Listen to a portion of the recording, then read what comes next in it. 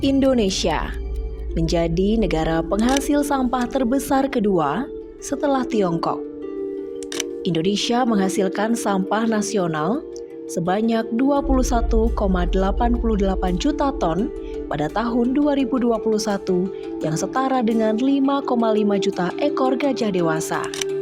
Rumah tangga merupakan penyumbang utama dari sampah nasional, yakni sebesar 42,23%. Berdasarkan data yang ada, Jawa Tengah merupakan provinsi terbesar penyumbang sampah di Indonesia, yakni 3,65 juta ton, atau setara dengan 900.000 ekor gajah dewasa.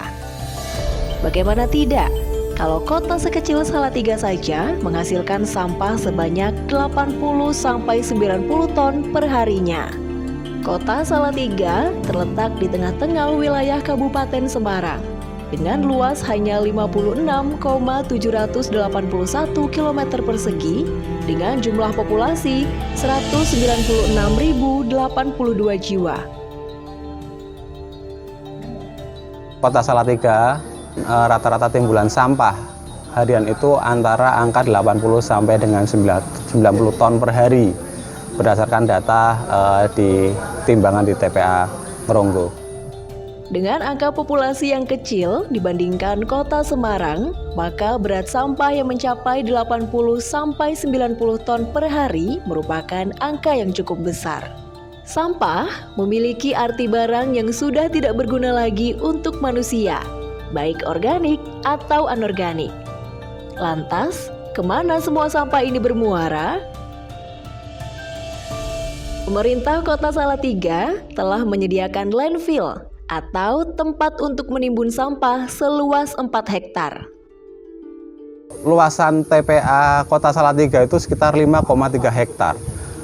Dengan lahan yang utama atau sel yang utama ini sudah penuh, sudah ditutup, mau direklamasi.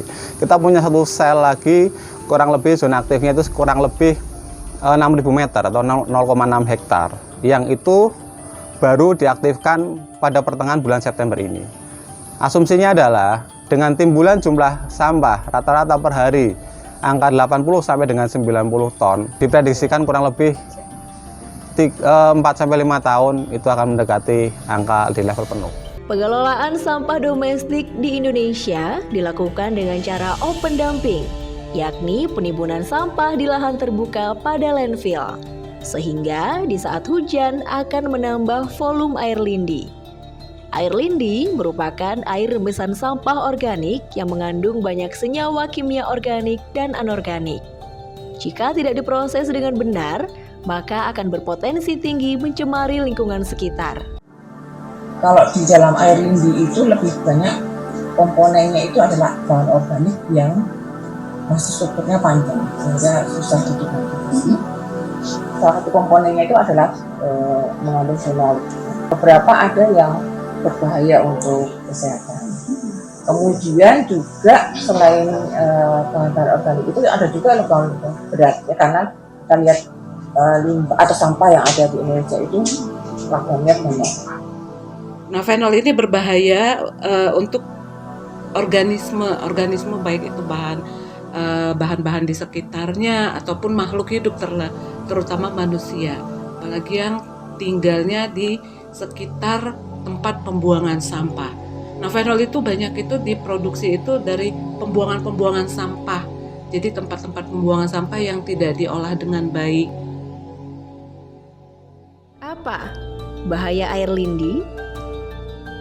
Air lindi mengandung polutan yang bila dibiarkan begitu saja dapat meresap ke tanah melalui celah-celah yang ada dan mencemari air sumur, air tanah, bahkan air sungai.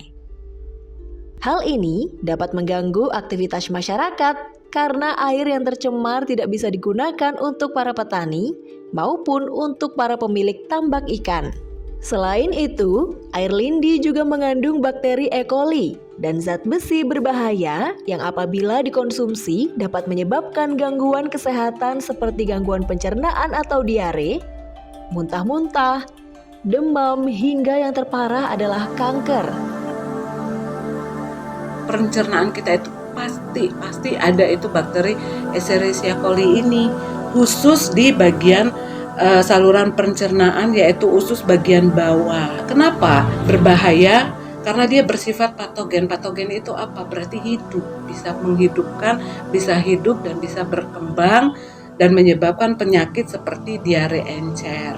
Kalau diare encer itu orang sebutkan apa? Disentri, diare berdarah, sampai dengan infeksi saluran kemih. Saluran kemih susah kencing, susah buang air besar karena saluran pencernaannya terganggu dengan bakteri E. coli tersebut. Mungkin Anda belum terkena dampaknya, tapi anak cucu kita yang akan merasakannya. Masyarakat itu tidak langsung juga memberikan kontribusi dalam pembentukan air lindi. Oleh sebab itu, rumah tangga sebagai penyumbang sampah terbesar dapat mengupayakan untuk mengurangi produksi air lindi ini.